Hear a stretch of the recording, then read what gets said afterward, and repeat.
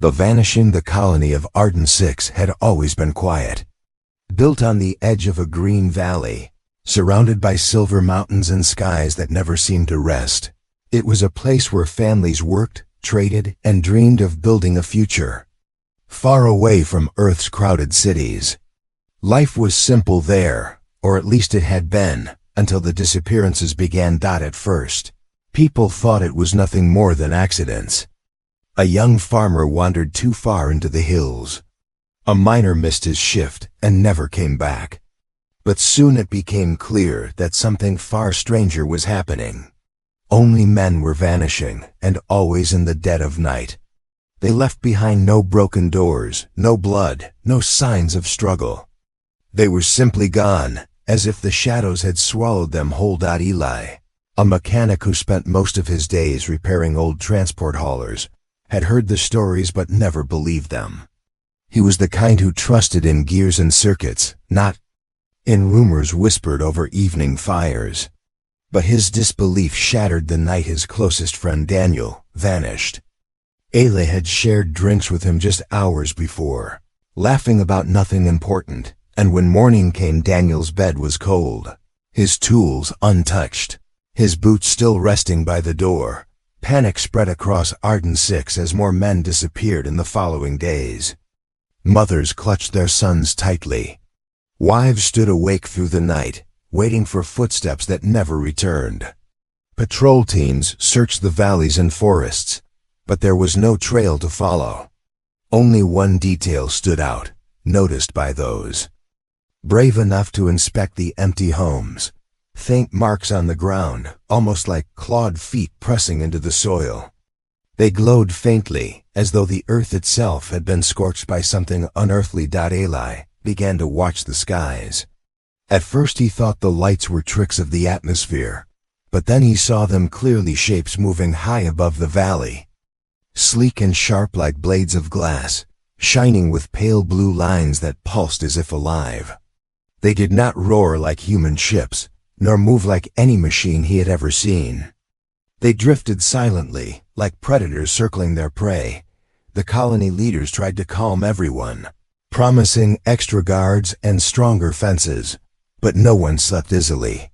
Fathers, brothers, and sons sat with weapons by their sides, but even the bravest knew it would not be enough. Something was hunting them. Something that had chosen human men for reasons no one could explain. Eli could not let the question go. Every night, when the valley grew still and the stars glimmered like cold fire, he felt the weight of it pressing on his chest. Why men? Why them? He didn't believe in ghosts or demons, but he knew there was a mind behind this, a purpose hidden in the dark. And though he could not yet see it, he felt the truth waiting, terrible and patient, just beyond the edge of the sky. The shadow above fear had taken root in Arden 6, like a sickness that spread from one family to another until even the strongest men avoided walking alone at night. Work slowed, shops closed early, and the once busy market square became silent. As people hurried back to their homes before darkness could fall, every conversation circled back to the same dread-filled question of who would vanish next, and every night the colony seemed to shrink into itself, waiting for the unseen hunters to strike again. Eli tried to keep his hands steady as he worked on a broken power engine in the workshop, but his thoughts refused to stay with the metal before him. His friend Daniel's laughter still echoed in his head, and the memory felt like a wound that would not heal. The disappearances had grown too many to be ignored. It was not just bad luck or coincidence. Someone or something was taking human men for a reason. Late one evening, as the sun bled out behind the mountains and shadows stretched across the valley, Eli stepped outside the workshop and felt a chill run across his skin. The sky was unusually quiet, the air heavy as if holding its breath. He raised his eyes and saw them again, those strange shapes gliding against the stars. They moved in silence, their bodies outlined with a faint blue light that seemed to throb like a heartbeat. For a moment Eli felt certain they were watching, circling, choosing. He told the colony guards what he had seen, But they dismissed him, saying the fear was making people imagine things. Yet Eli knew what he had witnessed was real. The memory of the glowing claw marks haunted him, and the silent crafts above the valley left no doubt in his mind. Something from beyond the world had come to Arden 6, and it wanted human men. One night, unable to fight his restless curiosity, Eli followed a faint trail leading out of the colony's borders. The ground was soft with dust, and there he found more of those strange impressions clawed, glowing faintly in the dark as though the earth itself remembered the touch of the creatures. He followed them into the woods, his heart pounding, his breath sharp in the cold night air. The forest was quiet, unnaturally so, and then he heard it. A low hum, soft at first, but growing stronger as he pressed forward. It was not the hum of any machine he knew, not the grind of engines or the buzz of turbines. This sound was alive, vibrating in his bones, calling him closer. Through the trees he glimpsed a clearing, and there in the center stood a ship unlike anything built by human hands. It was tall and curved like the spine of some giant beast, covered in plates that shimmered between silver and black. Strange symbols glowed across its surface, twisting and shifting as though alive. Around it moved tall figures, their silhouettes slender but strong, their movements precise and deliberate. Eli crouched low, hiding in the shadows, and watched as they led a group of human men out from a glowing cage. The men's faces were pale, their eyes vacant, their steps stiff like puppets forced into motion. Eli's chest tightened as he realized the truth. The missing men were not gone, not dead, but taken. He could see their fear even through their dazed stares. The figures guiding them were not men at all. They were women, or at least shaped like women, though taller, sharper, their skin pale and faintly glowing, their eyes burning with an unnatural light. Their voices rose in a language Eli could not understand, but the tone was commanding, as if each word carried the weight of command. He watched as one of the alien women placed her hand on the chest of a captive man, and a glow spread from her palm, scanning him, measuring him. She shook her head and pushed him aside, then touched another. This time her eyes lit with satisfaction, and the chosen man was pulled away while the others were returned to the cage. Eli's stomach turned. This was no simple abduction. This was selection. They were hunting with purpose. His breath caught in his throat when one of the alien women turned her head, her glowing eyes scanning the tree line as if she had sensed him. Eli pressed himself into the dirt, praying the shadows would hold. For a long, terrifying moment, she stared in his direction, the silence so deep it felt like the whole forest had frozen. Then, with a slow movement, she turned away and followed the others back toward the towering ship. Eli did not move until the hum of the ship rose, filling the night sky with its terrible song. The ground trembled as the craft lifted, the blue light growing brighter until it vanished into the clouds. Only then did Eli dare to breathe again, his heart still racing with fear and rage. He had seen enough to know the truth. The alien women were not only taking men, they were choosing them. But for what reason, he could not yet imagine, and the not knowing gnawed at his mind like fire. The hidden chamber sleep no longer came easily to Eli after what he had witnessed in the forest. Every time he closed his eyes he saw again the pale, glowing figures the men pulled like cattle from cages, the cold light in the eyes of the alien women as they touched and examined their captives. He carried the image with him into the day, and it weighed on him like a stone he could not set down. He tried to tell the colony leaders what he had seen, but they brushed him aside, too afraid to admit the truth or too unwilling to face the possibility that humanity was being stalked. Some whispered that Eli had lost his mind, that grief for Daniel had clouded his judgment, but Eli knew what he had seen was no dream. Determined to find answers, Eli began to watch the skies with greater care. He mapped the times when the silent ships appeared above the valley, tracing their paths and noticing how they returned to the same region of the mountains again and again. He worked on repairing an old cargo hauler, telling the others it was only for spare parts, but in secret he prepared it for a long flight. His heart was heavy with dread, but his mind burned with the need to know why men were being chosen and where they were being taken. One cold night he followed the ships again, his hauler shaking as it rose higher and higher into the thin air. He pushed the engine far beyond its safe limits, chasing the glowing vessels as they disappeared into the sky. He thought they were heading for orbit, but instead they slipped toward a jagged canyon hidden deep within the mountains. Eli slowed and drifted low, careful to stay in shadow, and there he saw it.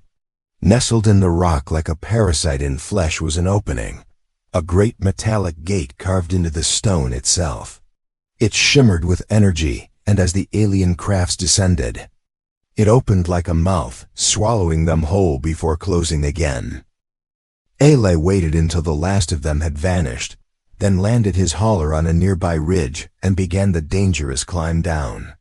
The closer he came to the gate, the more the air seemed to hum, filling his chest with a vibration that grew stronger. With every step, he pressed himself flat against the wall as two of the alien women passed by, tall and graceful, their armor glimmering faintly as they carried devices that pulsed with light. When they were gone, he slipped inside, his breath shallow, every sound amplified by his pounding heart. The tunnel beyond the gate was alive with shifting light. Strange symbols crawled across the walls, glowing faintly before fading into shadow. The air smelled sharp metallic, unlike anything natural. Eli followed the sound of voices until the passage opened into a vast chamber, and the sight before him froze him where he stood. Hundreds of men were there, suspended in clear pods that stretched high into the chamber's walls. Tubes and wires ran from their bodies into machines that pulsed with slow rhythm, as though drinking from them. Their faces were pale, their eyes closed, their chests rising and falling with a faint mechanical hiss. Eli felt his stomach twist. These were not prisoners in cages, but captives in some kind of experiment. He moved closer and saw that some pods were empty, their glass smeared with frost, while others contained only shadows of what had once been human. At the center of the chamber, a circle of alien women stood around a great device that glowed with blue fire. They spoke in their strange tongue, their hands moving over controls that twisted and changed shape under their touch. Eli could not understand their words, but he could hear their tone, and it carried a weight of urgency and fear. He strained to listen and caught fragments of sound, but what reached him chilled his blood. They were not celebrating, not triumphant, but desperate. Their species was failing, their own men could no longer give them life, and so they had turned their eyes toward humanity. Human males carried something their dying race needed, something hidden deep within their blood, and without it the alien women would vanish from the stars. Eli's breath shook as the truth came into focus. The abductions were not random. The glowing hands he had seen, the strange testing of each captive, it was all part of a search. They were seeking men with the strongest traits, selecting them for a purpose that went beyond simple survival. It was not only about keeping their species alive, but about shaping it, changing it, merging it with something human. A sound broke his thoughts, a hiss behind him. He turned too late. One of the alien women stood in the passage, her eyes glowing faintly as they locked onto his. For a heartbeat neither moved, then she raised her hand and light burst forth, wrapping him in a force that dragged him forward. Eli fought, but his body was frozen, carried into the chamber as the others turned to stare. The circle of alien women fell silent as he was thrown to the floor at their feet. Their leader, taller than the rest and crowned with armor that shone like molten glass, stepped forward and studied him with an expression that was both curious and cold. Eli struggled to rise, but the light still held him down. The leader leaned close, her eyes glowing brighter, and spoke words he could not understand. Then, with a voice that cut into his bones, she spoke again, this time in broken human tongue, heavy and strange but clear enough to shatter his hope. "You are not supposed to see this. But now you will know why your kind is hunted." The choice. Of the matriarchs, the chamber was silent except for the steady hum of machines and the faint hiss of the pods where the human men were held. Eli lay on the floor, his chest heaving as the strange light pressed him down, and around him the circle of alien women stood like statues of pale fire. Their eyes burned with that unearthly glow, their faces unreadable, their bodies strong and sharp as if carved from living stone. The leader moved closer, her armor glimmering with shifting patterns that seemed alive, and though her expression carried no emotion, Eli felt the weight of centuries in her gaze. She spoke again in her broken human tongue, her voice smooth yet heavy with command, and each word fell upon him like a stone. She told him that her kind had once ruled countless worlds, but their own males had grown weak and useless, their seed barren, their future empty. They had tried to shape new life from their own bodies. They had tried to twist their blood with machines and with stars, but nothing had given them survival. Only when they found humanity did they see hope, for in human blood there was a resilience, a strength that endured even against endless struggle. And it was this that their dying race desired. Eli listened with a tightening chest, his fists curling against the floor as the truth unfolded. They were not stealing men for slavery or for food as some had feared. They were not killing for revenge, but they were choosing, selecting, and using them as raw material to forge a future that was not entirely alien and not entirely human, but something in between. The experiments he had glimpsed, the men drained and measured, the ones who had disappeared forever, they were sacrifices to a plan that treated humanity as nothing more than a resource. The leader's eyes glowed brighter as she spoke of Earth, of the billions of human men waiting to be harvested, and her words turned colder as she told him that the colony was only the beginning. The abductions had been careful and small, hidden in the dark, but soon there would be no need for secrecy. Their survival outweighed all human suffering, and they would take what they needed until their race was strong again.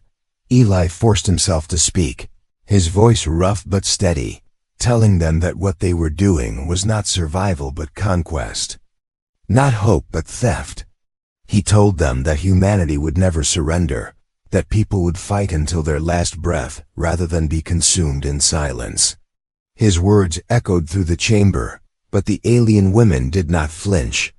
The leader tilted, her head as if studying the creature that had bitten back when it was expected to kneel. For a moment, something unreadable passed across her expression, but then she raised her hand, and the force holding Eli tightened until his vision blurred. He thought it was the end, but then another sound cut through the chamber, a low murmur. That grew louder as more voices rose. It was the voices of the captive men, faint at first but rising like a tide as they stirred within their pods, eyes opening, fists slamming against the glass. Eli realized they were not as lost as the aliens, believed that their will still burned, and his own defiance had awakened something in them. The chamber shook with the noise of their struggle, and for the first time the circle of alien women faltered, their glow flickering as they turned an uneasy dot in that moment of distraction. Eli felt the grip of the light loosen just enough. He pushed with all his strength, breaking free and stumbling to his feet. He snatched a shard of metal from the floor, a piece fallen from one of the machines, and held it like a weapon, though it was little more than jagged scrap. The alien leader did not move to stop him at once. She only watched with that same strange look, part coldness, part curiosity, as if she was weighing the worth of a single human standing against her. The other women hissed in their language, demanding her command, their eyes flashing with anger, but she raised her hand and they fell silent. Then she stepped close to Eli, so near he could see the faint lines of light that traced beneath her skin, and she spoke once more in her fractured human words. She told him that he had shown what made humans dangerous, the fire that refused to be crushed, and she admitted that this was the very fire they wished to steal. Eli spat his answer at her, telling her that humanity's strength was not for them to take, that survival without honor was nothing but theft. His voice rang through the chamber, carried by the cries of the men who pounded in their pods, and for the first time the leader's expression hardened. She spoke sharply in her tongue, and the walls trembled as alarms echoed through the chamber. Guards rushed in, weapons glowing, and Eli knew the choice was made. The leader had given her answer. They would not stop. The harvesting would continue. And now Eli's only hope was to fight, to free the others, and to bring the terrible truth back to his people before the skies were filled with silent ships and the world itself became their breeding ground. The fire of humanity. The chamber shook with the pounding of fists against glass as the captive men roared awake, their voices no longer weak whispers, but rising into a thunder that rolled through the metal halls. Eli stood at the center, his chest burning with fury, the shard of jagged metal gripped tightly in his hand. Around him the alien women moved quickly, their tall frames glowing with light as they raised weapons that hummed with deadly energy. But the noise of human defiance had unsettled them, breaking the cold order they always carried. The leader raised her hand and shouted in her strange tongue, but her command was drowned by the cries of the men who refused to be silent any longer. Eli seized the moment. He ran toward the nearest machine, driving his shard into the glowing wires, and sparks exploded with a scream of energy.